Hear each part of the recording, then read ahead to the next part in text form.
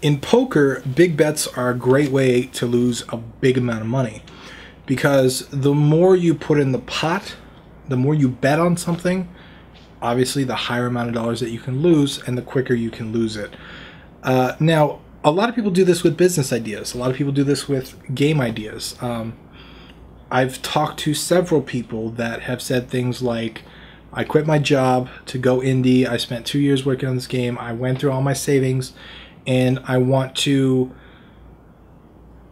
try this full time and see what happens. Or, you know, I did a video on should I quit my job and go full time indie. That comes up a lot. But those are big bets. Those are big bets, right? You're risking a lot. There's a lot of risk there. This reminds me of something that I learned from a venture capitalist when I had an office in Santa Monica, and there was a lot of VC firms in the area. They used to call that Silicon Beach, which is like Silicon Valley, but you know, it was like a smaller version. That's what they call Santa Monica. And I was talking to this VC one day, and he was explaining to me that he doesn't look for exceptional companies. He doesn't look for like the great companies. He doesn't like hold out on money to invest based on just super great companies. He says that he invests in a lot of them. So he told me that he will pick 10 companies or so. He said seven of them will fail completely. They'll completely go out of business within a year or two. 2 of them will do okay, maybe limp along longer than they should, and 1 will do really, really well. And that 1 will make the venture capitalist and the firm more money than they lost on all 10 of them.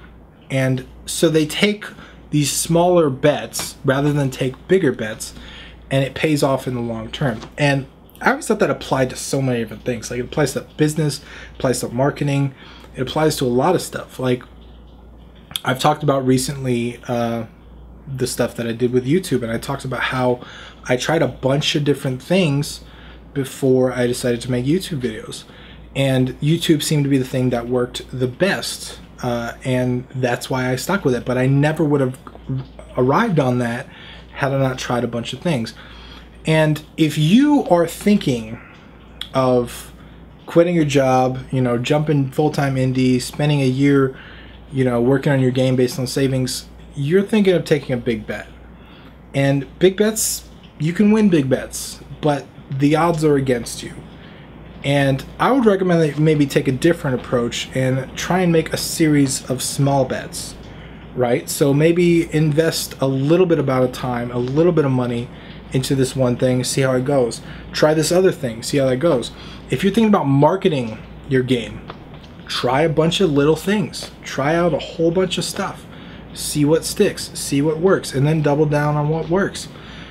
Smaller bets are safer. Smaller bets make more sense, and smaller bets cover more area. The internet is changing so much. Games are changing so much. Distribution platforms are changing so much. A lot of people think that like the end of like how we see the current system of game distribution is coming to a close.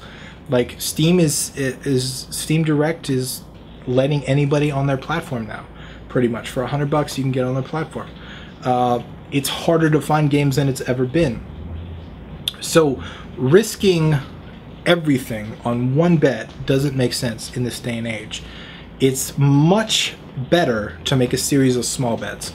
And I would recommend that if you're thinking about, you know, putting years and years and years into your first game, maybe make a bunch of little ones first, see what sticks.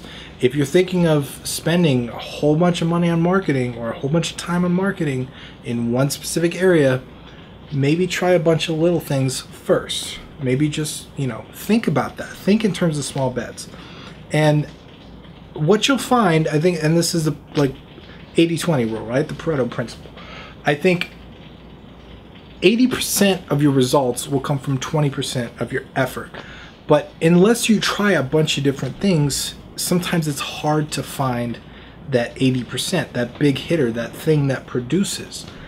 And I'm a big advocate of testing. I mean, coming from a marketing company, testing is like the thing that we did all the time. We tested everything. And I didn't realize this, but it kind of set me up to this understanding of making a series of small bets instead of making one big bet.